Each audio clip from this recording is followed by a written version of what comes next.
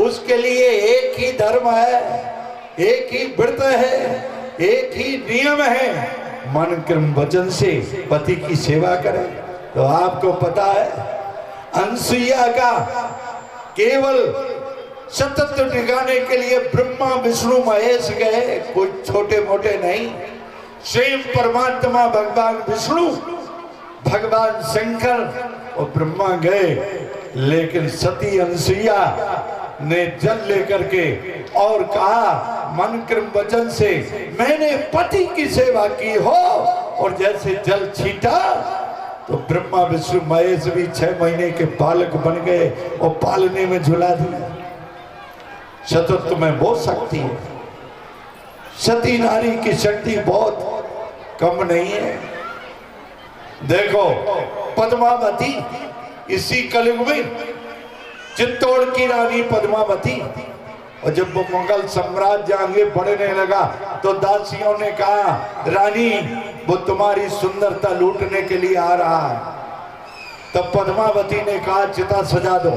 चिता सजा दी गई, पद्मावती उस चिता में बैठ गई और कहा दासी आग लगा दो। आग लगा दी। पद्मावती ने कहा वो दुराचारी अत्याचारी मेरे शरीर को क्या छीएगा, मेरे शरीर से बनी हुई उस राख जब बन जाए तो पवन देव इतने बहना कि वो दुराचारी अत्याचारी मेरे शरीर को क्या, मेरे शरीर से बुरी राख को भी स्पर्श न कर सके। प्यारे सती महान है, इसलिए सतियों का दर्शन भारत में होता है, संतों का दर्शन भारत में होता है और सूरवीरों का दर्शन भारत में होता है। तीन सजावई देश को संत सती और सूर, देश की शोभा है। कौन? संत। आज लाखों संत प्रयाग में पड़े, लाखों संतों का दर्शन हो रहा है। इसलिए भारत देश संतों का देश है, शूरवीरों का देश है और ये देश सतियों का देश है। सरदार भगत सिंह को जब फांसी पर चढ़ाया, पूछा गया बोलो तुम्हें किससे मिलना है? सरदार भगत सिंह ने कहा मिला सकते हो तो मुझे मां का दर्शन करना है।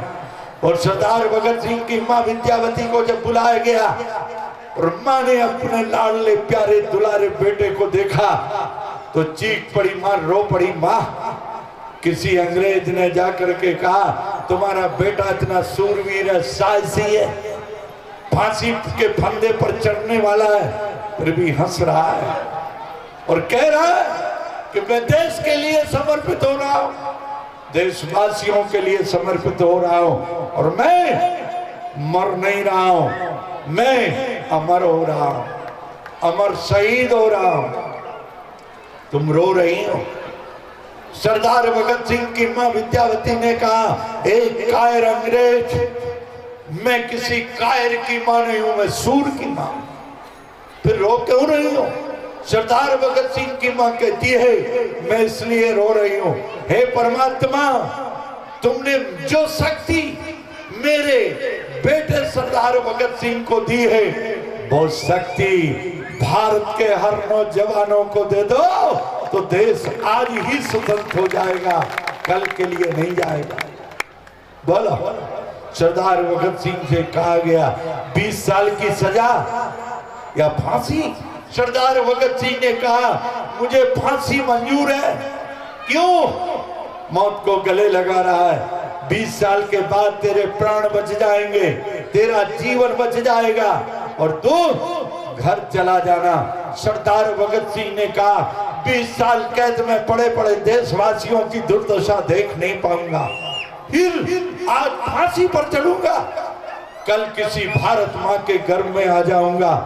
और मैंने श्रीमद् भागवत में सुना है कि जड़ भरत का मोह मृग में था तो उन्हें मृग बनना पड़ा और मेरा मोह भारतवासियों में है, भारत की धरती में, इसलिए मैं आज फांसी पर चढ़ूंगा, कल किसी भारत माँ के गर्भ में आ जाऊंगा, 9 महीने के बाद भारत की धरती पर आ जाऊंगा और 20 साल में जवान होकर के फिर बंदूक लेकर के तुम्हारे सामने खड़ा हो जाऊंगा।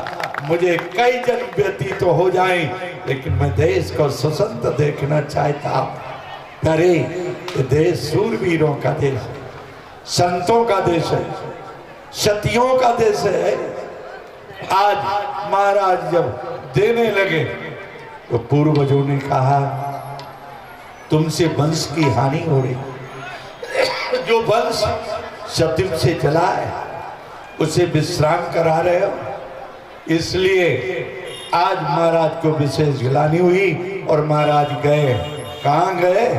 गुरु गए ही तुरंत गयो महिपाला, गुरु गयो महिपाला, गुरु ग्रह गयो तुरंत महिपाला, चरण लागे विनय विशाला, चरण लागे करे विनय विशाला, निज दुख सुख सब गुरहि सुनाओ, ओ निज दुख सुख सब गुरहि सुनायो, निज दुख सुख सब गुरहि सुनायो, सर्वश्रेष्ठ बहु विधि समझायो, ओ तब वशिष्ठ बहु विधि समझायो, धरो धीर हुई है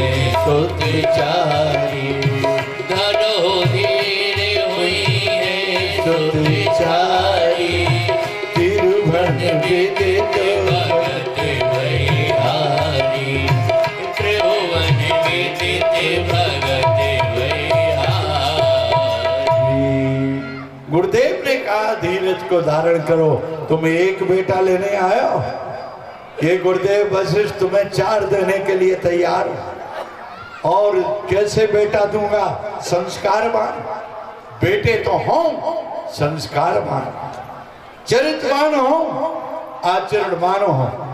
आज बेटों में संस्कार की जरूरत है, वो संस्कार ये सत्संग देगा, ये रामचरितमानस देगा। प्यारे, ये रामचरितमानस ही संस्कार दे सकता है।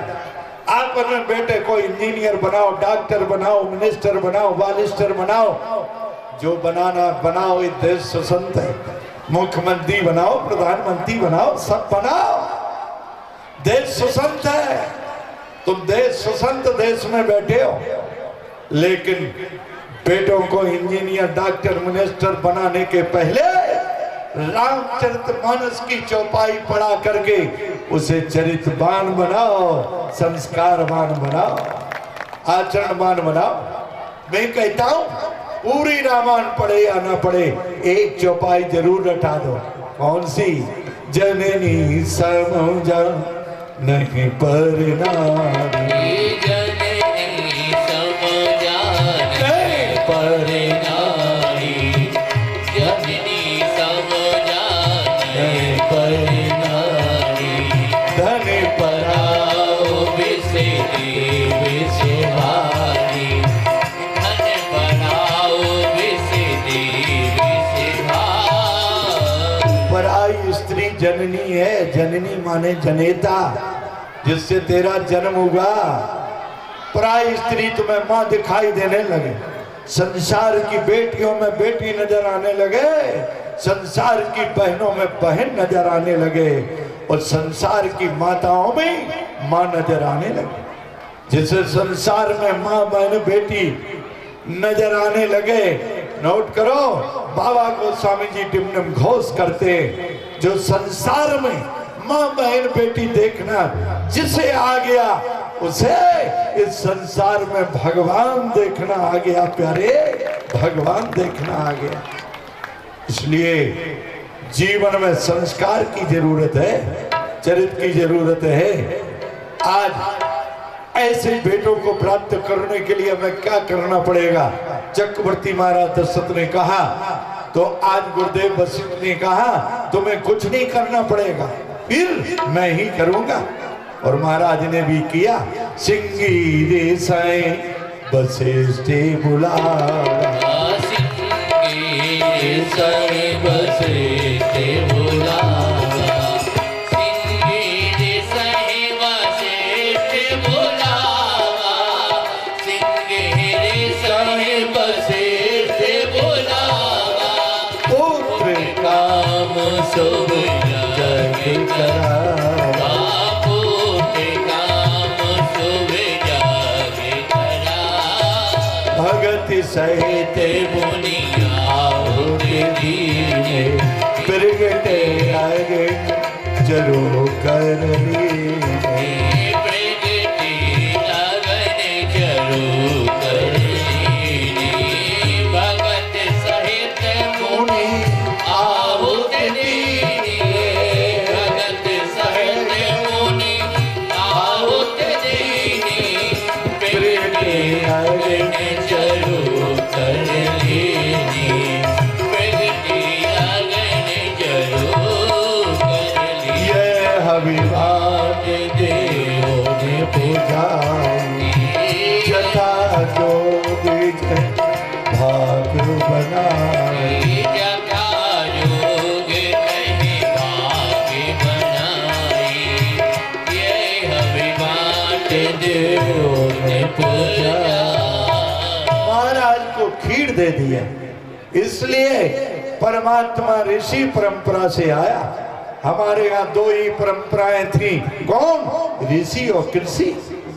ऋषि महात्मा तपस्या करते थे और कृषि करने वाले उनको अन्न देते थे। इसलिए कहा जाता है दुनिया में महात्मा नहीं होंगे तो उपदेश कौन देगा? दुनिया में महात्मा नहीं होंगे तो उपदेश कौन देगा? लेकिन दुनिया में गृहस्थ नहीं होंगे तो भिक्षा कौन देगा? इसलिए अन्न की भिक्षा देने वाला गृहस्थ है।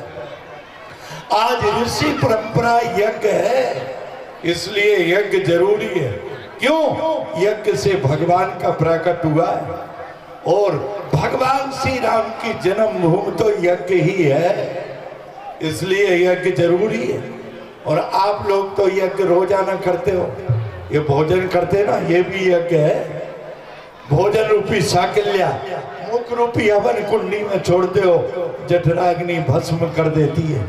इसी प्रकार यज्ञ आप रोज करते हो और दो दो टाइम करते हो, कई लोग तीन तीन टाइम करते।